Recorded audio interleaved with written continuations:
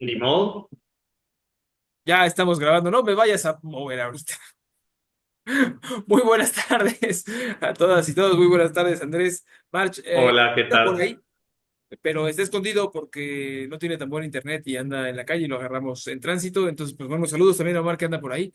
Y pues vaya susto el que nos llevamos esta semana, ¿no? De si van a caer los aranceles, no van a caer, ¿no? ¿Qué crees si sí van a caer? Bueno, ya hablamos, pero vamos a hablar, pero por si no tenemos plan A, B, C y D y nos vemos el domingo y de repente, bueno, voy a empezar un poco más tarde la conferencia porque, bueno, ya vimos todo lo que pasó esta semana y creo que es muy buen momento para ir recordando lo que ha significado el libre comercio en cuanto al medio ambiente y al campo en México, ¿no? Que creo que es una de las cuestiones muy interesantes.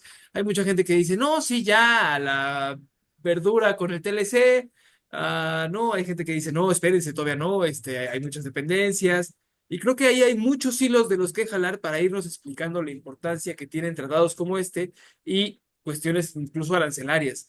Pero pues para ir empezando a jalar la hebra, March, no sé si quieras tú empezar un poco pues haciendo un recuento o evaluando algo de lo que ha significado precisamente el libre comercio para el campo mexicano o para el medio ambiente o bueno, ahí con lo que Sí, sigue arrancando. sí, habíamos platicado como hablar de estos tratados, ¿no? El GATT, luego el Telecán, luego el TEMEC, los efectos que han tenido en el ambiente, en el campo mexicano, en la soberanía alimentaria, en muchos temas, no nos va a dar tiempo de abarcarlos todos. Y luego también, pues, ¿qué implicaría en este momento, por ejemplo, sobre todo para la alimentación, ¿no? Para el comercio de alimentos en nuestro país, que nos pusieran aranceles? Ya parece disco rayado este señor, ¿no? Y cada 3 semanas amenaza a alguien más y después ya no cumple las amenazas, es muy interesante. Ahora ya ni siquiera se devaluó mucho el peso porque pareciera que también ya los mercados le están agarrando la onda y sí se están cayendo las bolsas, pero el peso fue así como de, no, ni lo pelen, no va, no va en serio. Mira, lo que han representado estos tratados son mucho más que acuerdos comerciales. México es uno de los países que tiene el mayor número de acuerdos comerciales con otros países en el mundo.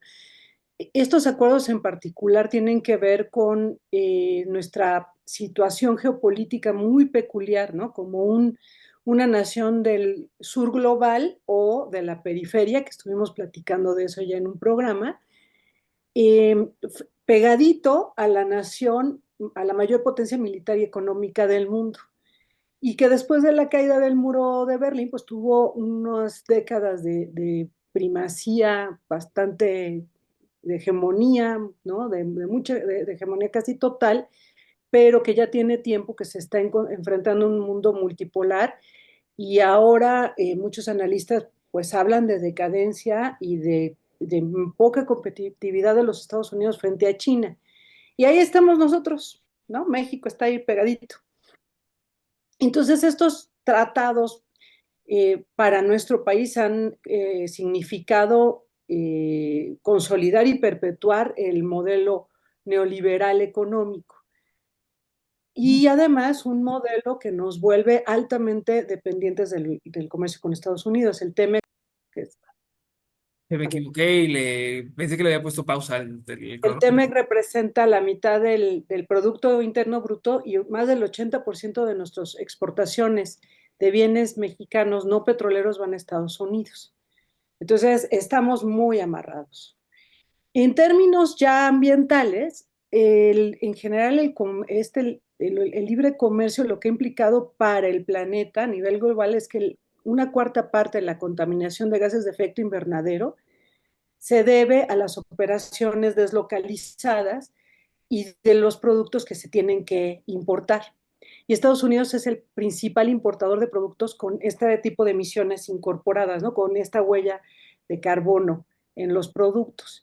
Y el TEMEC, que está integrando este mercado norteamericano, sobre todo en sectores muy intensivos en combustibles fósiles, como la agricultura, la silvicultura y el mercado energético. Entonces, ese es el primer tema, que ha incrementado la huella de carbono, porque estamos trayendo lápices de China y le estamos enviando cochinitos a Estados Unidos desde la península de Yucatán, ¿no? Que ya hemos platicado de eso también. Entonces, la huella del transporte de esas mercancías es gigantesca y sí está estrechamente vinculada al incremento de las emisiones de gases de efecto invernadero. Y luego tenemos otro problema que es este sistema de solución de controversias entre los inversionistas y los estados que se integró en el TEMEC y que, por ejemplo, implicó que Monsanto y Bayer demandaran al Estado mexicano por querer proteger nuestro maíz, nuestros maíces nativos.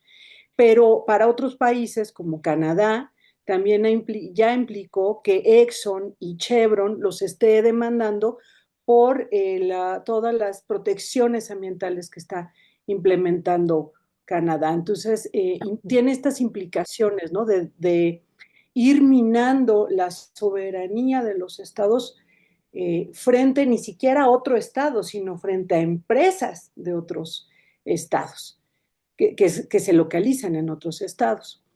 Y finalmente, pues el TEMEC tiene, ¿qué pasó? El TEMEC tiene un problema muy fuerte a la hora de que respecto al Telecan, estaban aprobados dentro del Telecan 7 tratados ambientales. La Convención para el Comercio de Especies, ¿no? El CITES, el Protocolo de Montreal sobre sustancias que agotan la capa de ozono, la Convención Interamericana de Atún Tropical, la de Ramsar sobre los humedales, que es importantísima, la Ballenera Internacional y la de Conservación de los Recursos Vivos Marinos de la Antártida. Y el TEMEC ya nada más cuenta con 3 de esos tratados, el de Montreal, el de la contaminación marina y el CITES. Entonces, en realidad hemos ido revirtiendo las restricciones ambientales que contemplaban los acuerdos. Y eso es en términos muy generales, porque me faltó todo el tema del agua, de la minería y hasta de la contaminación transfronteriza, porque obviamente el tráfico de vehículos es muy fuerte en las zonas de frontera y sí tiene que ver con la alta contaminación atmosférica que se da en las ciudades fronterizas. Qué susto, no me había puesto a pensar en, por supuesto, la cantidad de emisiones que significa el comercio internacional, ¿no? Y el estar mandando lápices, trayendo lápices de China o con estas cuestiones, ¿no? De aunque sea más barato, compremos lo más barato, ¿no? Y traigámoslo de donde sea. Y lo que mencionan ahora mucho en la conferencia, esta cuestión de, pues la idea era comprarlo, que México tiene más tratados comerciales, es el país que tiene más tratados comerciales en el mundo, ¿no? Entonces, pues bueno, Omar, ¿andas por ahí? ¿Quieres sorprendernos con algo? Ya te estamos viendo. Sí, bueno, perdón por estar en siempre medio a la carrera porque, pues, bueno, vengo del trabajo de campo pero no me quiero perder. Es la oportunidad de compartir con ustedes algunos de los temas que nos interesan. Y a mí lo que quería como abordar era que hay que recordar que el TEMEC, pues fue precisamente en la primera etapa de Donald Trump, que se renegociara el Tratado de Libre Comercio. Y uno de los aspectos que este nuevo TEMEC que para mí me resulta como preocupante es el aspecto que tiene que ver con la regulación basada en ciencia verificable o algo así se llama, es un acuerdo. Y esto es porque en la primera versión del Tratado de Libre Comercio, una de las cosas que se abordó en México fue la desregulación para poder propiciar la llegada de la industria, de la nueva industria a México. Y eso tuvo un impacto fuerte en el territorio, en el tema del agua, por supuesto. Muchas de las empresas que se instalaron en Guanajuato, en Jalisco, en el estado de Puebla, etcétera, se les dieron todas las facilidades, concesiones de agua, energía, sin que tuvieran que pagarla. También no se les pidió predial y algunas de esas empresas beneficiarias fueron, por ejemplo, General Motors, este, que es uno de los estados que finalmente el gobernador, bueno, Vicente Fox, llegó a ser presidente y él atrajo esto, ¿no? Las inversiones a Guanajuato y también concesiones, por ejemplo, a Coca-Cola, concesiones de agua, estas refresqueras. Entonces, el Tratado de Libre Comercio tiene sus asegúnes, por así decirlo. Y esto es porque sí trae cierto empleo, pero a costa de la explotación de los recursos. Y con el TEMEC, con eh, este nuevo acuerdo dirigido por la administración Trump en la primera etapa, pues lo que buscaba era como renegociar algunos aspectos. Y, y ahí dentro de toda esa discusión, pues está precisamente el tema de la alimentación y de los organismos genéticamente modificados y de que no se regule a la industria a menos que tú tengas evidencia de que sus actividades están afectando a la comunidad o al ambiente. Y en ese sentido, pues es, por ejemplo, lo ocurrió con el transgénico, en donde la carga de la prueba está en la sociedad, en la nación que defiende la soberanía y el maíz, pero que la industria, ¿no? Que es la que está buscando eh, llevar a cabo introducir estos productos, pues realmente no te invierte, vamos, con asegurarte de que esos productos no se hagan daño. Ciertamente, yo creo que tenemos que tener una posición en esto que está pasando en estas últimas semanas, es que tampoco pensemos que el TEMEC es lo más importante para México ni tampoco que nos trae muchísimas ventajas. Yo creo que tiene cosas buenas, tiene muchas cosas malas y muchas cosas malas para las comunidades que habitan estos territorios donde las empresas se vinieron a instalar. Y en ese sentido, si entramos porque dentro de 2 años, un año más o menos, 2026, se regresa, o sea, va a haber otras negociaciones sobre el TEMEC, si es que sobrevive después de este periodo, claro. Pero yo creo que sí es momento de empezar a fortalecer los mercados internos, y yo creo que en ese sentido, pues el gobierno federal creo que va bien, aunque bueno, siempre hay que ir señalando y apuntalando estos aspectos, ¿no? Nada más para que no nos agarre por sorpresa. Y perdón porque no veo la imagen, pero hay poca luz por acá. Creo que hay una Está sombra bien, que bien. nos estuvo hablando Gracias. sobre las implicaciones del TEMEC y creo que era Omar. Eso Eh, sí, que ya agarramos la vida. Bueno, me despido. Yo creo que no La voy a sombra de poder Omar que estar todo recorre el programa, Europa. pero sí, les mando un saludo. Muchas gracias, Omar. Adiós. Chao. Pues yo creo que si les preguntara a cualquiera de los tres, ¿no? A ti, Andrés, a March o a Omar, que si están de acuerdo en que México se salga del TEMEC, pues yo creo que las tres diríamos, yo incluido también, yo diría que sí, ¿no? O sea, pues, ya lo decía March, todas las cosas terribles a lo que nos ha significado. El último trago súper amargo de la cosa esta del maíz transgénico que ya medio quedó ahí en el cambio de la Constitución, pero de todas maneras hay varias cosas que se pueden ir evadiendo. Entonces, Andrés, si no vamos a dejar que el mundo descanse sobre los hombros del comercio internacional, ¿cómo le hacemos para sobrevivir? ¿Es esta parte de nuestra crisis civilizatoria, como dicen por ahí? Voy a plantear o voy a abordar las dos cosas que voy a hacer dos planteamientos a partir de las dos cosas que estás abordando. El primero es si el TEMEC debe existir o no debe existir. Las relaciones entre las naciones en este momento, en el marco del sistema capitalista que vivimos, pues es la forma en cómo nos podemos relacionar. Lo que ha quedado claro desde 1994, cuando se hizo el primer tratado de libre comercio con Estados Unidos y Canadá, es que México quedó en una relación de subalternidad con respecto a Estados Unidos y hasta el propio Canadá, ¿no? El ejemplo más claro es con respecto a Canadá son las mineras. Canadá ha explotado, despojado territorios con respecto a las mineras, a la explotación minera. Y entonces ese es un gran punto. Yo creo que estamos ante un punto de inflexión en donde por primera vez tenemos la posibilidad de un gobierno progresista que viene de otro gobierno progresista que no estaba en las mejores condiciones de negociación, porque también hay una crítica a López Obrador de por qué negoció el TEMEC como lo negoció, pero hay que recordar que ya venía de unas negociaciones anteriores. Entonces yo no puedo llegar sin tener condiciones de fuerza política a decir no me gusta esto, esto sí me gusta.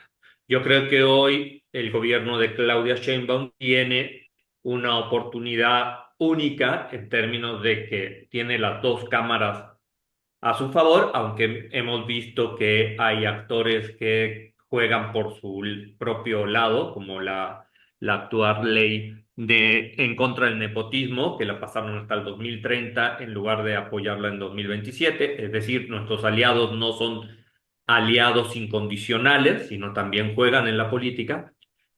Pero creo que tiene un escenario, y tiene un escenario además de apoyo ciudadano, diríamos de apoyo popular, pero eso me acusarían de populista, y lo cual tampoco me genera ningún problema, pero entonces yo creo que estamos ante un escenario muy positivo para cambiar las condiciones materiales en México. Pero por otro lado, también tenemos que reforzar nuestro mercado interno, pero reforzar nuestro mercado interno a partir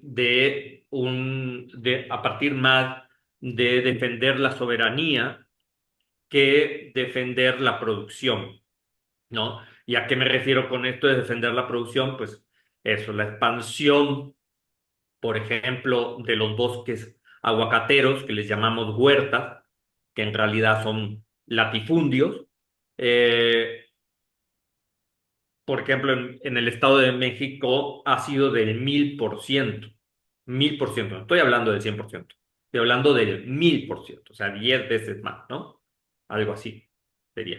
Entonces, tenemos que repensar en cómo vamos a producir. Y esa producción tiene que ser en el planteamiento de una soberanía alimentaria que establezca las condiciones para la supervivencia propia de la población mexicana y no pensando en la gran producción, en la gran venta, bla, bla, bla, bla. Lo mismo sucede con la producción de soja, por ejemplo, ¿no? La producción de soja, ¿por qué ha aumentado la producción de soja? Porque China, que en este caso está tomando la hegemonía, pareciera ser, de este sistema mundo, eh, necesita cada vez más soja. Brasil, Argentina, Uruguay, Chile le dan soja a China, muchísima soja. Y entonces toneladas, cientos de toneladas. Entonces es un elemento muy importante. ¿Para qué producimos soja? ¿Para qué cultivamos soja? ¿Para qué queremos defender el maíz nativo? Esas son las preguntas que yo creo que tenemos. Y en el siguiente espacio pues, hablaría de que los aranceles tal vez no son tan malos, ¿no? Hay un espacio de oportunidad ahí. Y entonces se puede hacer una conversión precisamente, ¿no? O sea, porque ya decía yo, vamos a fortalecer las industrias nacionales. Y ya veía yo, por ejemplo, los aguacateros, ¿no? Pues destrozando más bosques, o a las granjas de puercos y a las granjas avícolas en Yucatán, yéndose igual, ¿no? Por la libre, porque hay que fortalecer el mercado interno. ¿Cómo replantear esta situación que creo que es lo que estabas como poniendo las bases un poco ahorita, ¿no? O sea, cómo pensar esto y cómo vivir de otra manera. March, no sé si te quieras seguir por ahí o si tengas más bien otros planes y otros temas. No, sí, porque, o sea, justo la pregunta es, ¿cómo podríamos intentar tener un control diferente del tipo de comercio que estamos realizando, ¿no? Porque en particular para el campo mexicano, para los pequeños agricultores, tanto el Telecán como el Temec fueron completamente devastadores. O sea, estamos hablando de que en las últimas décadas del siglo pasado había unos 250,000 migrantes hacia Estados Unidos y después comenzó a aumentar hasta medio millón al año, ¿no? Y sabemos que fue ese momento en el que sale la gente en masa de Michoacán, de Zacatecas, de Veracruz, y se abandona el campo porque hubo una enorme pauperización. Entonces, este libre comercio, entre otras cosas, lo que implicó, en realidad no estamos jugando con las mismas reglas, nunca jugamos con las mismas reglas. Por ejemplo, Estados Unidos mantuvo un subsidio multimillonario para los agricultores, particularmente de maíz, de trigo, de Estados Unidos, ¿no? De este centro en el que votan tanto por Donald Trump. Y eso implicó que nuestros productores de granos, de maíz, también de frijol y de arroz, pues padecieran. Y hubo muchos agricultores que tuvieron que cambiar el tipo de mercancías que estaban produciendo. Entonces empezamos a producir aguacate, ¿no? Y empezamos a producir berries, bueno, el aguacate ha devastado Michoacán, pero también la demanda de tequila y de mezcal están devastando Jalisco y comienzan a devastar Oaxaca. Para acabarla de amolar, ahora que estaban diciendo que hiciéramos boicot, pues el problema es que la industria cervecera y la industria tequilera mexicana está en manos de empresas de transnacionales o de empresas gringas, ¿no? Simplemente la industria de las berries, ¿no? De las fresas, de las blueberries, está en manos de Driscoll, que además ha sido, en Estados Unidos a cada rato hacen huelgas y hacen actividades políticas los campesinos porque son súper negreros y los explotan de una manera brutal. Entonces se vuelve muy complicado. No sé si son hechos en México, ya está muy bien el sellito, pero el capital ya es de Estados Unidos. Entonces, ¿por dónde proceder? Bueno, hay un artículo, entre otros, de Luciano Concheiro, María Tarrío y Sergio Grajales, que ellos estaban haciendo una recomendación, se llama el Telecán al filo de la navaja, notas para una propuesta de renegociación, y estaba pensado para el momento en que se renegoció el Telecán para volverse Temec. Y entonces, por ejemplo, ellos mencionaban excluir al maíz y al frijol de los procesos de liberación del Temec. ¿No? Que el maíz y el frijol, porque son lo que comemos, son nuestra identidad cultural y son estratégicos para la seguridad nacional, y entonces no tendrían que estar sometidos a la lógica del libre comercio. Reducir importaciones de productos, ¿no? De cadenas agroalimentarias que son básicas, que son estratégicas para la soberanía y la seguridad alimentaria, lo que decía Andrés, no desde el punto de vista del comercio, sino desde el punto de vista de la soberanía.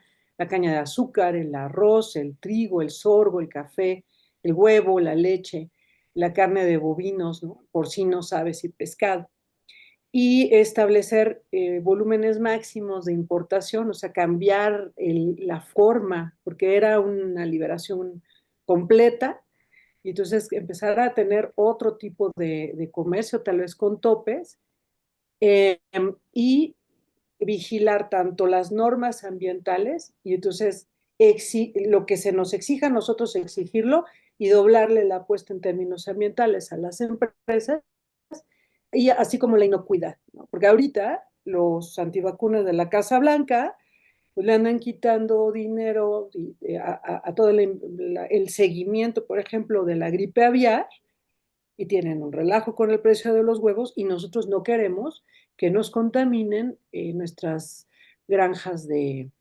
aves, ¿no? Entonces, México ha estado muy atento al tema del gusano barrenador, ¿no? Lo platicamos en un programa, pero de regreso, pues entonces necesitamos que se esté muy atento al tema de la gripe aviar, por ejemplo. Y obviamente fortalecer el mercado interno, que quiere decir darle recursos en serio al campo mexicano, particularmente a pequeños agricultores, a las comunidades indígenas, más que a la Nestlé, más que a los grandes corporativos de tequila, etcétera. Cosa más complicada porque es repensar todo un país y repensar el desarrollo, ¿no? Justo ahorita que mencionabas la implicación que ha tenido de lo que se debería de proteger, yo recuerdo que desde que estaba yo en la primaria está esta queja de que los frijoles que tenemos pues, no son mexicanos, ¿no? Los traemos quién sabe de dónde y ya no comemos frijoles que sean de aquí. Entonces, pues, ¿qué oportunidades representaría esto, Omar? ¿A dónde más asomarnos? ¿Qué más ir buscando? Y no sé si quieran ir apuntando como un cierre, porque nos quedan como unos 8 minutos, 7 minutos ya más o menos. Lo que yo creo que lo que tenemos que pensar es que existe una contracción de la economía global, ¿no? O sea, hace 20 años, 30 años nos hablaban de la globalización, de que las mercancías y las personas iban a poderse mover libremente por el mundo. Luego descubrimos que en realidad eran solo las mercancías y lo que conocemos como don dinero, porque las personas cada vez se nos dificultó más, incluso después de las Torres Gemelas, y que se aprovechó para retener a las personas, para detener el flujo de las personas en cierta forma. Entonces, hoy, pues a 30 años prácticamente de esos discursos de globalización que nos decían los presidentes y los primeros ministros de todos los países, vemos que hay una contracción. Hay una contracción en términos de que hay un cambio en términos de, de quién está adoptando la hegemonía a nivel mundial. Es un bonito ejemplo, en realidad, en términos además de cómo el mismo sistema no aguanta trasladar a grandes distancias, se incrementa la contaminación. Por eso yo decía de repente que los aranceles son una gran oportunidad. Si Trump cumple su promesa, yo creo que no hay que escuchar tanto el ruido que hace Trump, sino los actos que en realidad está haciendo. O sea, creo que hay un Trump que es el que eh, habla en los medios, es el Trump que dice: yo soy acá el comisario del pueblo y mi pistola es la que manda. Y hay otro Trump que negocia y se sienta a negociar, que es con el que negocia Claudia Sheinbaum. Si nos damos cuenta, la estrategia del gobierno mexicano es no caer en la provocación misógina de Trump, sino que es tratar de negociar y decir: ok, ambos somos presidentas y tenemos que negociar.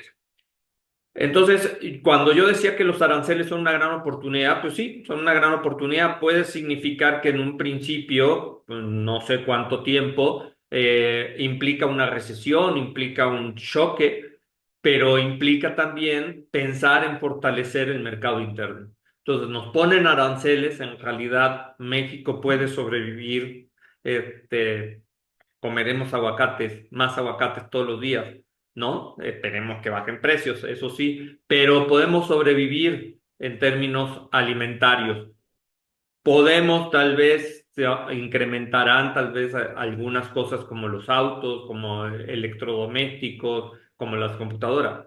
Sí, pero hay que recordar que ya hay pueblos que arreglan las cosas y que destruyen las cosas para después volverlas a arreglar. Un ejemplo de eso es Cuba.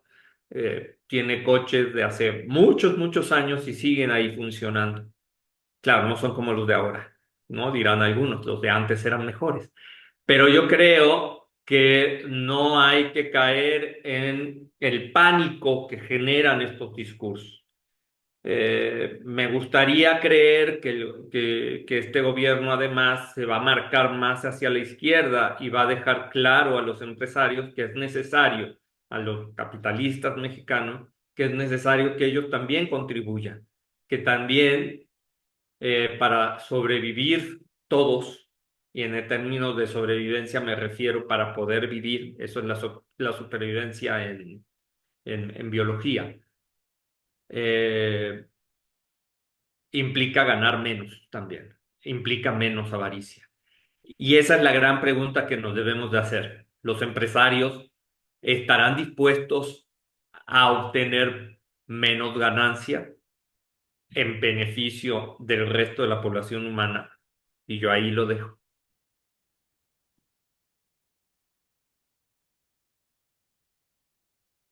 Tu audio, Siempre me pasa, muchas gracias. de Eh, nada. que no, yo no creo que ninguno vaya a decir yo sí quiero ganar menos. Imagínense a Ricardo Salinas Pliego de repente un día diciendo, despertando y diciendo basta, basta de la explotación capitalista, basta de ser el segundo hombre más rico del mundo. Yo creo que perdería no solo muchas cosas en sus empresas, sino a muchos de sus seguidores. Am, March, ¿cómo repensar? Bueno, sí, pues ante esto. ¿Qué pedirles, no? O sea, ya tenemos un plan México que se supone que va a tapar estos hoyitos que nos quedan, ¿no? Y que va a intentar acomodarse a un nuevo mundo en el cual la integración comercial. Me acaba de pasar un camión así bien duro, perdón si me dejaron de escuchar. En el cual la integración comercial ya no se espera que sea tan dura o digo tan engranada, ¿no? Como solo con Estados Unidos. Am, pues eso, cómo reimaginar un mundo sin Telecán, con Telecán, cambiante de a dónde vamos. Ay, Sí, pues ya me perdí mm, yo. tampoco, o sea, no, lo que parece que estuviera haciendo Estados Unidos es intentando recuperar, reindustrializarse y intentando recuperar su mercado interno y lo está intentando hacer a costilla de todo el resto del planeta, ¿no? Entonces, nosotros también estamos en la lógica de recuperar el mercado interno y me parece que eh, habría que ver las posibilidades que existen de comercio de algunas cosas, sobre todo hacia a la propia América Latina, porque quienes nos metieron en esta bronca, los neoliberales, que además el primero que nos metió en esta bronca, que fue Salinas de Gortari, un señor por el que no se votó, ¿no? O sea, lo que necesitamos recordar todo el tiempo es que el neoliberalismo fue impuesto a sangre y fuego en buena parte del planeta, no solo en Chile, que fue durante la dictadura de Pinochet, o a nosotros, que fue con Salinas, que no ganó y que además durante su sexenio hubo cientos de muertos de la oposición, sino pensemos también en Margaret Thatcher, que mandó perseguir a los obreros ingleses, ¿no?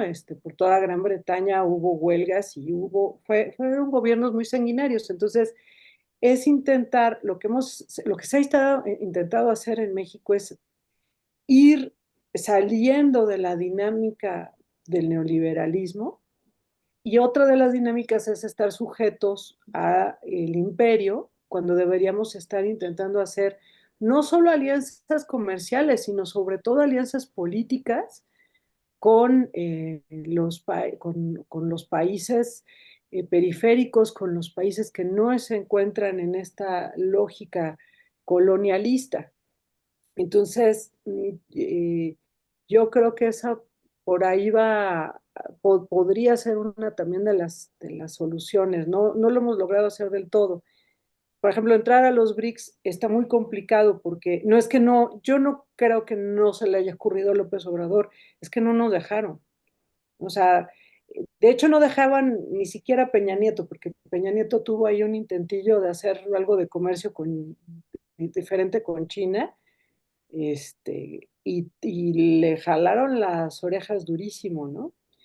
Pero sí pensar tanto en el mercado interno como en el fortalecimiento de redes, insisto, no solo comerciales, sino de solidaridad y de solidaridad humana con, con otros países. Bueno, los esfuerzos que ha hecho México de llevar Sembrando Vida a Centroamérica tienen que ver con eso, con que no podemos aceptar que nos estén persiguiendo a los migrantes después de que tronaron el campo, ¿no? Ahora ya no quieren a nuestros paisanos, y quieren que detengamos la migración después de que desbarataron Centroamérica, literal a bombazos, ¿no? Entonces, es voltear a ver hacia esos países y tener muchas otras opciones de trabajo, que tiene que ver con la salud, con la educación, con el empleo, con estas redes solidarias para ofrecer una alternativa a este sistema que devastó al planeta y nos devastó socialmente.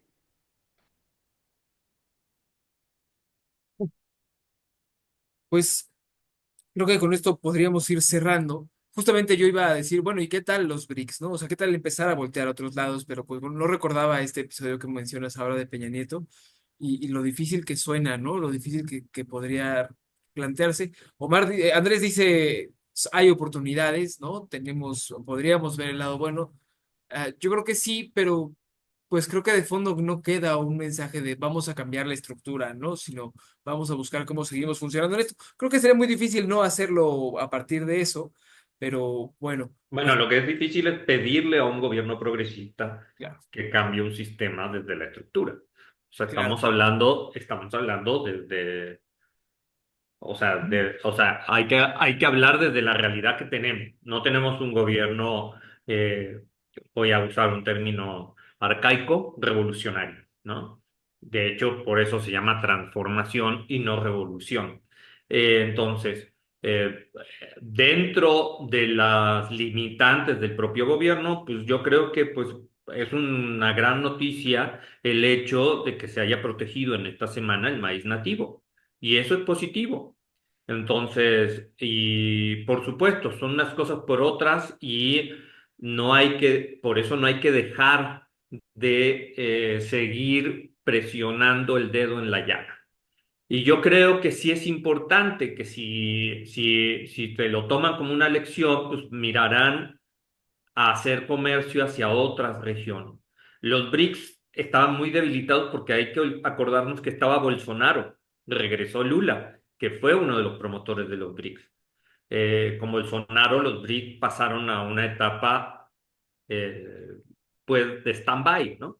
Entonces, hoy se ha retomado. Hoy en América Latina hay fuertes gobiernos progresistas que no están posicionados tan fuerte, o sea, con tanta fuerza como el de México. México no solamente tiene la presidencia, sino que tiene el poder legislativo, o sea, tiene el ejecutivo y el legislativo. Y el poder judicial, que es lo que históricamente en estos últimos años ha sido utilizado como el poder para dar golpes de estado blandos, como se le dice, pues está muy debilitado. Entonces, en México tenemos un escenario muy bueno, un escenario coyuntural para generar ciertas rupturas en las inercias del mismo sistema. Que se puede hacer alianza con Brasil, sí, no más que Lula no tiene esa fuerza en el legislativo, por ejemplo. Se puede hacer esa alianza con Colombia también, pero Petro también no tiene esa fuerza en el legislativo. Chile ni se diga. Uruguay, que esta semana acaba de asumir un gobierno progresista, de otra vez el Frente Amplio, después, curiosamente, a los 40 años del regreso de la democracia, después de una dictadura de 11 años, el Frente Amplio regresó a un gobierno, pues sí, tampoco tiene mayoría. Entonces, pero igual se pueden hacer y se puede mirar hacia la periferia, ¿no? O lo que algunos dicen, como hablamos la semana pasada, el sur global. Eh, Hay que diversificarse y espero que eso se logre. Yo lo haría. Eh, pero también tenemos que entender, nos tocó en suerte el vecino que es el representante de la hegemonía capitalista, que la está perdiendo y tenemos que también negociar con él. Y es nuestro vecino. y tenemos que llegar a negociaciones sobre la migración, ¿no? Y tenemos que llegar a negociaciones de intercambio comercial. Entonces, pero vuelvo y cierro. Se logró sacar una ley que defiende nuestros maíces nativos después de un escenario en el cual habíamos perdido judicialmente, ¿sí? La batalla. Entonces yo creo que es muy importante, muy importante. Seguimos importando maíz transgénico, pero ahí tenemos que repensar cómo queremos la alimentación. Y ese es un enfoque de salud que quizá también tendríamos que empezar a hablar un poquito más sobre la salud en términos desde la biología y en términos desde el ambiente. Pues ahí vamos poniendo temas ya para las otras semanas y para las próximas reuniones. March, salvo que haya algo que quieras agregar, pues con esto nos vamos yendo porque ya nos va comiendo el tiempo de este lado. Muchísimas gracias, Andrés y a March y a Omar que anda en algún punto de España trasladándose en la noche o a la sombra de Omar que nos pudo hablar el día de hoy. Sí, muchas gracias. Gracias. Felicidades por los nuevos programas. Muchas gracias. A ver qué tal nos va, a ver qué tal nos va.